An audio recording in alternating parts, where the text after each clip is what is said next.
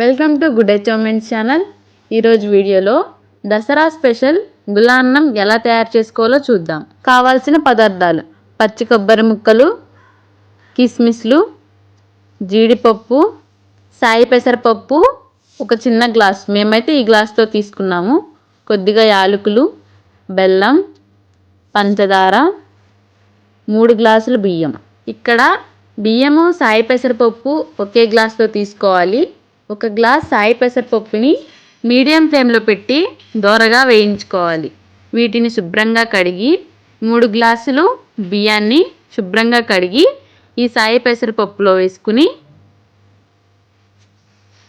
1 glass బియ్యానికి 2 గ్లాసులు water పోసుకోవాలి.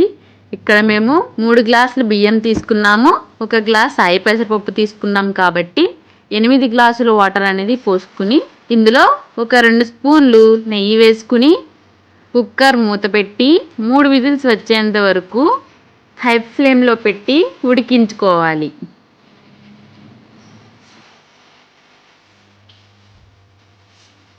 ఇప్పుడు స్టవ్ ఆన్ చేసి ఒక కళాయి పెట్టి అందులో నెయ్యి పోసుకుని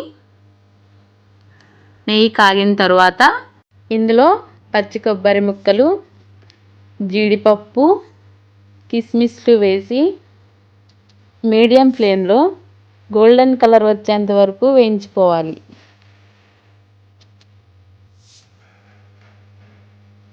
చూసారు కదా, ఇలాగా గోల్డెన్ కలర్ వచ్చేంత వరకు వేయించుకొని పక్కన పెట్టుకోవాలి.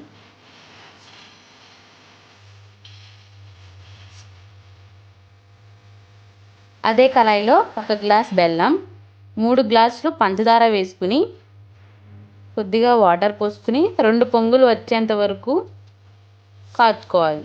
స్వీట్ ఎక్కువ తినేవాళ్ళు 1 గ్లాస్ బెల్లం కానీ 1 గ్లాస్ పంచదార కానీ యాడ్ చేసుకోవచ్చు. చూసారు కదా, రైస్ ఇలా ఉడకాలి. ఇలా ఉడికిన రైస్లో కాచుకున్న బెల్లం పాకం, పంచదార పాకం వేసుకుని కలుపుకోవాలి. ఇందులో కొద్దిగా నెయ్యి పోసుకుని కలుపుకోవాలి.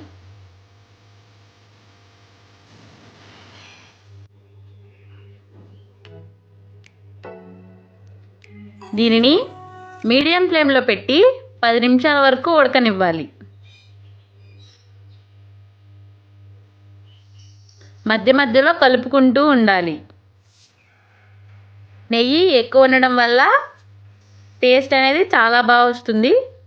ఇందులో వేయించి పక్కన పెట్టుకున్న కిస్మిస్, జీడిపప్పు, కొబ్బరి ముక్కలు వేసుకోవాలి. అంతే, దసరా స్పెషల్ గులాన్నం రెడీ. అమ్మవారికి ఎంతో ఇష్టమైన ఈ గులాన్నం మీరు కూడా తప్పకుండా ట్రై చేయండి. ఈ దసరా పండుగ రోజు అమ్మవారికి నైవేద్యంగా సమర్పించండి. ఈ వీడియో మీకు నచ్చినట్లయితే మా గుడ్ అచీవ్మెంట్ ఛానల్ని సబ్స్క్రైబ్ చేసుకోండి. Thank you for watching.